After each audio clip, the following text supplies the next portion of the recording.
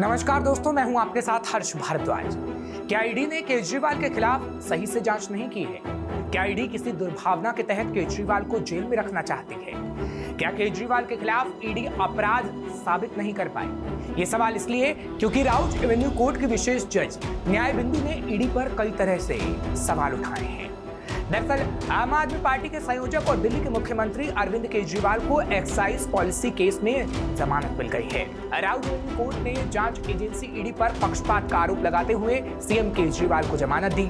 हालांकि ईडी ने इस फैसले के अगले दिन हाई कोर्ट का रुख किया, जहां अदालत ने निचली अदालत के फैसले पर स्टे लगा दिया। ऐसे में केजरीवाल की तिहाड़ जेल से रिहाई नहीं हो सकी। हालांकि राउज एवेन्यू कोर्ट ने किन आधार पर सीएम केजरीवाल को जमानत दी, वो भी आपको बताते हैं। दरअसल ईडी ने अपनी दलील में कहा था कि जांच एक आर्ट है और कभी कभी एक आरोपी को जमानत और माफी का लॉलीपॉप दिया जाता है और कुछ आश्वासन के साथ प्रेरित किया जाता है कि वो अपराध के पीछे की कहानी बता दे। जिसके बाद राउज एवेन्यू कोर्ट के विशेष जज न्याय बिंदु ने ईडी के इस तर्क पर सवाल उठाए। जज न्याय बिंदु ने ईडी की दलील पर कहा, अदालत को इस तर्क पर विचार करने के लिए रुकना होगा कि जांच एक कला है, क्योंकि अगर ऐसा है तो किसी भी व्यक्ति को कलात्मक रूप से रिकॉर्ड से दोष मुक्त करने वाली चीजों को हटाकर सलाखों के पीछे रखा जा सकता है। यानी दुर्भावना के तहत ऐसा किया जा सकता है कि आप किसी के बारे में कोई सा भी रिकॉर्ड बनाएं और उसे सलाखों के पीछे डालें।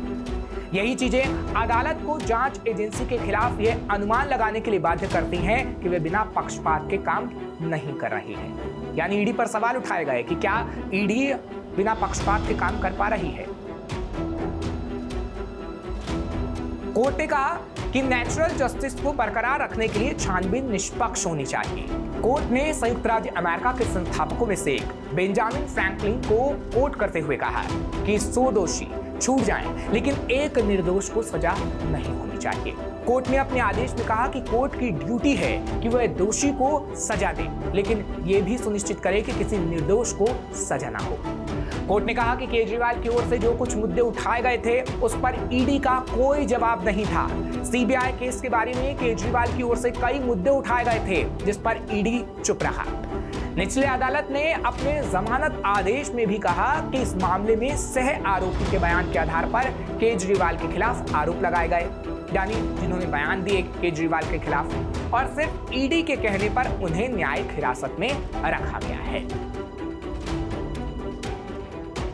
जज न्याय बिंदु ने कहा कि जो लोग अपने पिछले बयानों से मुकर गए हैं उनके जरिए पूरी सच्चाई सामने नहीं आ सकती। उन्होंने कहा कि सिर्फ बयान के आधार पर ही कोई अपराधी नहीं होता और किसी को जेल में नहीं रखा जा सकता।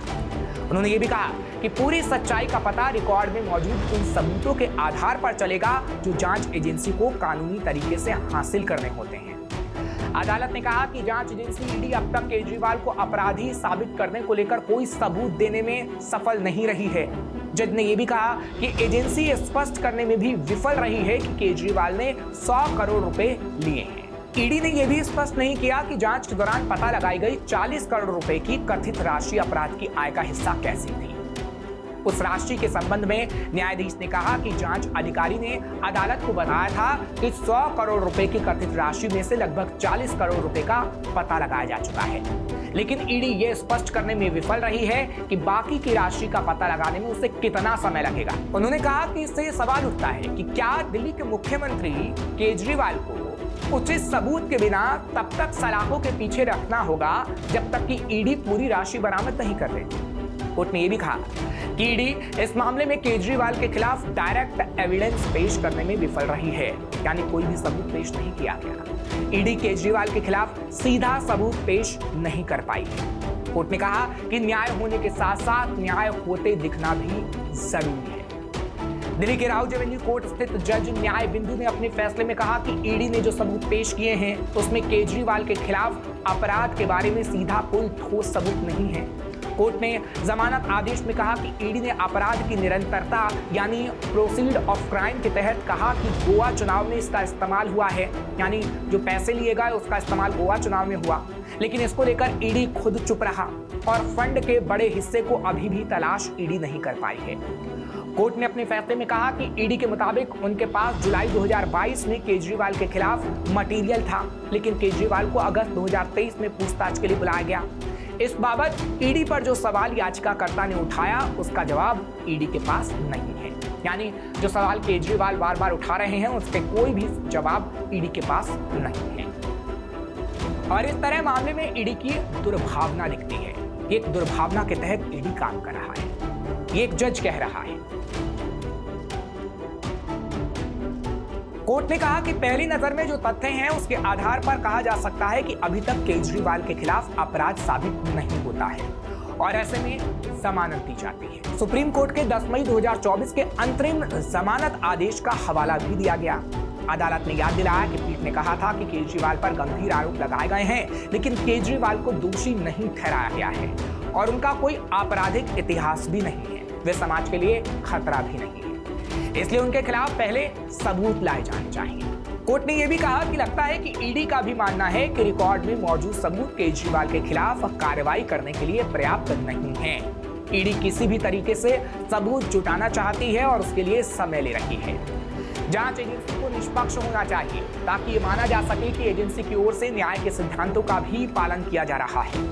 अदालत ने कहा कि केजरीवाल की ओर से उठाए गए कुछ मुद्दों पर ईडी लगातार चुप है, जिसमें उनका ये बयान भी शामिल है कि उनका नाम ना तो सीबीआई मामले में है और ना ही ECIR यानी ईडी की प्रवर्तन मामला सूचना रिपोर्ट में। फिर आखिर क्यों वो जेल में है, फिर क्यों उन्हें जेल में रखा गया है?